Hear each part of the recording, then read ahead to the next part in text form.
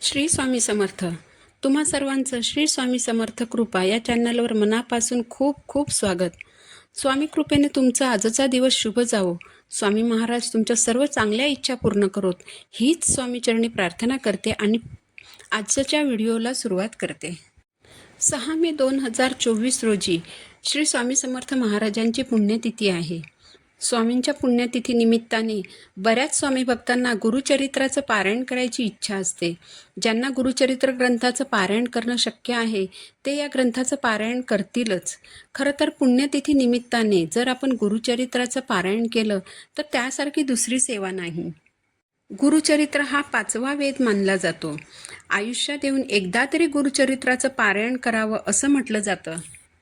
पण बऱ्याच जणांची इच्छा असूनही त्यांना गुरुचरित्राचे पारायण करणं शक्य होत नाही.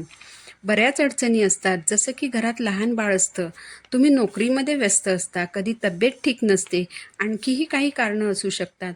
त्यामुळे गुरुचरित्राचं पारायण करणं शक्य होत नाही.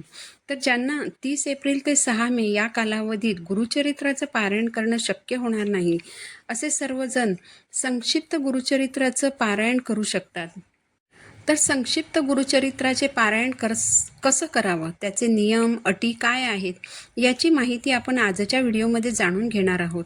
त्यासाठी तुम्ही व्हिडिओ शेवटपर्यंत पहा आणि चॅनलवर नवीन असाल तर चॅनलला सबस्क्राईब जरूर करा. खरं तर गुरुचरित्र ग्रंथ वाचणं ही तशी कठीण गोष्ट नाही, पण यातले अध्याय मोठे असल्याने वाचायला वेळ लागतो. त्यामुळे तुमच्या घरात लहान मुलं असतील किंवा तुम्हाला नोकरीला जायची घाई असते आणि बाहेर जावं लागल्यामुळे नियम पाळणं थोडं कठीण जातं. अशा वेळेस या ग्रंथाचं पारायण करणं जड जातं. तर ज्यांना इच्छा असूनही गुरुचरित्र या ग्रंथाचं पारायण करणं शक्य होत नाही, असे सर्वजण 30 एप्रिल ते 6 मे या सप्ताहात स्वामी महाराजांना प्रसन्न करून घेण्यासाठी संक्षिप्त गुरुचरित्र या ग्रंथाचं पारायण करू शकतात. संक्षिप्त गुरुचरित्र या ग्रंथाचं पारायण तुम्ही 7 दिवस किंवा 5 दिवसही करू शकता. संक्षिप्त गुरुचरित्र हा ग्रंथ छोटा आहे. या ग्रंथात 7 अध्याय आहेत. पण हा ग्रंथ छोटा असल्याने हा ग्रंथ वाचायला जास्त वेळ लागत नाही. हा ग्रंथ वाचायला जास्तीत जास्त पाऊण तास लागतो. तर तुम्ही 30 एप्रिल ते 6 मे या सप्ताहात संक्षिप्त गुरुचरित्राचं पारायण करू शकता. तुम्ही रोज एक पारायण करू शकता. तुम्हाला जर यापेक्षा अधिक पारायण करायची इच्छा असेल तर तुम्ही तसंही करू शकता.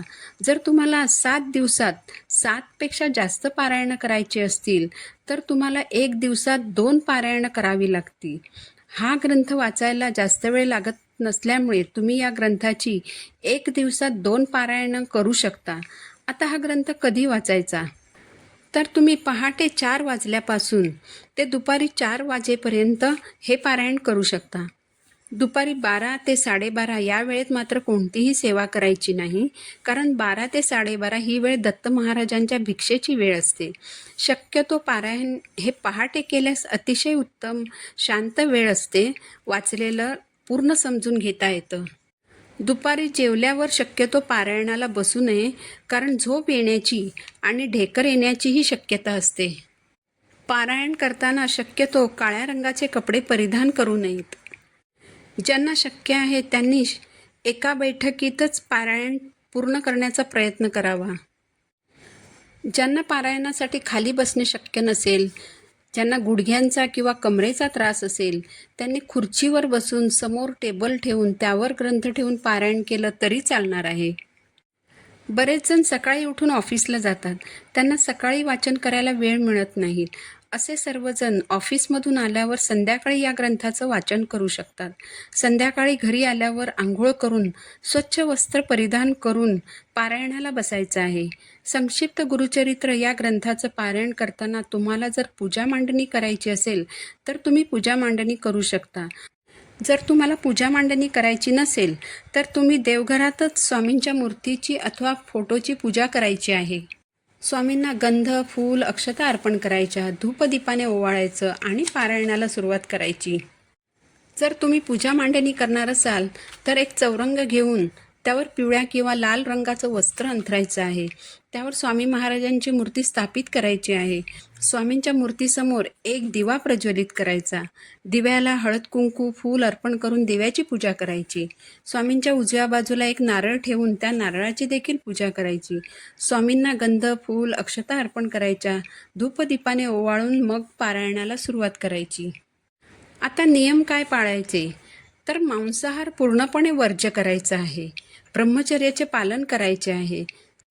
सात्विक आहार घ्यायचा आहे. तुमची इच्छा असेल तर तुम्ही कांदा लसूण विरहित आहार घेऊ शकता. या ग्रंथाचं वाचन झाल्यानंतर महाराजांना नैवेद्य दाखवायचं आहे. तुमच्या घरात जे जेवण तुम्ही बनवणार आहात तेच जेवण नैवेद्य म्हणून महाराजांना दाखवायचं आहे आणि त्यानंतर तेच जेवण तुम्ही ग्रहण करायचं आहे. तुम्ही खडी साखरेचा अथवा दूध साखरेचा नैवेद्यही स्वामींना दाखवू शकता. नैवेद्यावर तुळशीचे पान ठेवायला मात्र विसरायचं नाही.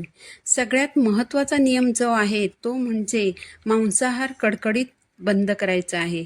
या नियमाचं पालन करायला विसरायचं नाही. याबरोबरच तुम्हाला तुमची नित्यसेवा पण सुरू ठेवायची आहे. त्याचबरोबर तुमचे कर्म चांगले ठेवून, मन स्वच्छ ठेवून, मन पवित्र ठेवून तुम्हाला हे पारायण करायचं आहे. पारायण काळात कुणालाही अपशब्द बोलायचं नाही, कुणाशी भांडणतंटा करायचं नाही, कुणाबद्दल वाईट बोलायचं नाही. अशा रीतीने पारायण केलं की त्याचं फळ हे तुम्हाला मिळणारच आहे. माहिती आवडली असेल तर चॅनलला सबस्क्राईब जरूर करा. पुन्हा भेटू नवीन व्हिडिओसोबत. श्री स्वामी समर्थ.